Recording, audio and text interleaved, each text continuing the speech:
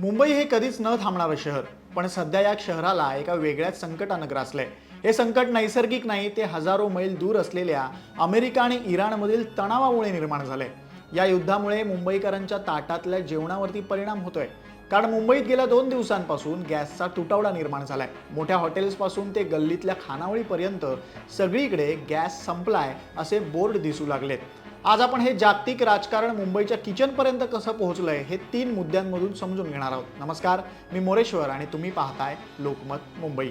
मुद्दा क्रमांक 1, गॅस टंचाई आणि हॉटेल व्यवसाय. मुंबईची ओळख म्हणजे इथली खाऊ गल्ली आणि रात्रभर सुरू असलेली हॉटेल्स. पण सध्या चित्र वेगळं आहे. अमेरिका आणि इराणमधील संघर्षामुळे आंतरराष्ट्रीय बाजारपेठेमध्ये कच्च्या तेलाचे आणि नैसर्गिक वायूचे दर कडाडलेत. त्यातच पुरवठा साखळी विस्कळीत झाल्यामुळे मुंबईतील कमर्शियल गॅस सिलेंडरचा पुरवठा जवळपास 40% घटलाय. दक्षिण मुंबई आणि उपनगरातील अनेक मध्यमवर्गीय हॉटेल्सनी दुपारनंतर नो सर्व्हिसचे बोर्ड लावलेत, कारण त्यांच्याकडे असलेला बॅकअप स्टॉक संपलाय. त्यामुळे कमीत कमी वापर करून कसा उपलब्ध गॅस जास्त दिवस वापरता येईल याची काळजी घेतली जाते. ज्यांच्याकडे गॅस शिल्लक आहे त्यांनी तंदूर किंवा जास्त वेळ गॅस लागणारे पदार्थ बनवणं बंद केलंय. मुद्दा क्रमांक 2, मध्यमवर्गीयांची लाईफलाईन असलेली खानावळ संकटात. सर्वात मोठा फटका बसलाय तो मुंबईच्या खानावळींना आणि डबेवाल्यांना. हजारो चाकरमानी, विद्यार्थी आणि एकटे राहणारे लोक या खानावळींवरती अवलंबून असतात.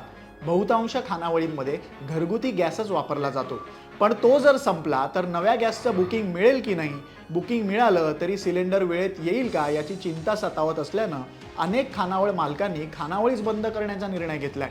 एका खानावळ मालकानं सांगितलं की आम्ही घरगुती दरात जेवण देतो, पण गॅस सिलेंडर ब्लॅकनं घ्यावा लागला किंवा मिळालाच नाही तर आम्ही जेवण बनवणार कसं. अनेक ठिकाणी जेवणाचे डबे वेळेवर पोहोचू शकलेले नाही. त्यामुळे हे संकट केवळ इंधनाचं नाही तर मुंबईकरांच्या पोटापाण्याचं झालंय. मुद्दा क्रमांक 3, पुढील 2 दिवस आणि संभाव्य संकट. आता सर्वात महत्त्वाचा प्रश्न, पुढे काय? जर अमेरिका आणि इराणमधील हा तणाव निवळला नाही आणि गॅसचा पुरवठा पुढच्या 48 तासांमध्ये सुरळीत झाला नाही तर मुंबईत मोठं संकट ओढावू शकतं.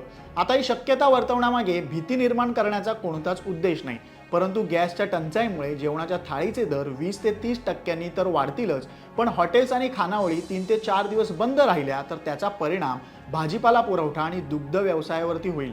परिणामी व्यावसायिक गॅसनंतर त्याचा दबाव घरगुती गॅस पुरवठ्यावर येण्याची भीती आहे. खुद्द आहार संघटनेचे अध्यक्ष विजय शेट्टी यांनीही गॅस पुरवठा थांबू नये अशी मागणी करत राज्यात 40% हॉटेल्स बंद झाल्याची माहिती दिली आहे. ते म्हणाले, गॅस टंचाईमुळे मंगळवारी 20% हॉटेल बंद होते. हा आकडा बुधवारी 40%वर पोहोचला.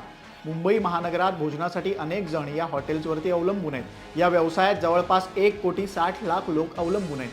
त्यांच्याही रोजगारावर याचा परिणाम होतोय.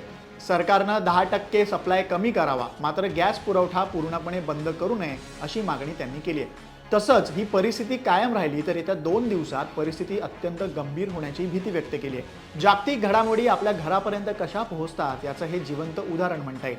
मुंबई सध्या वेट अँड वॉचच्या भूमिकेत आहे. सरकारनं वेळीच हस्तक्षेप करून साठा उपलब्ध करून दिला नाही तर मुंबईकरांच्या ताटातील घास महाग होणार हे नक्की.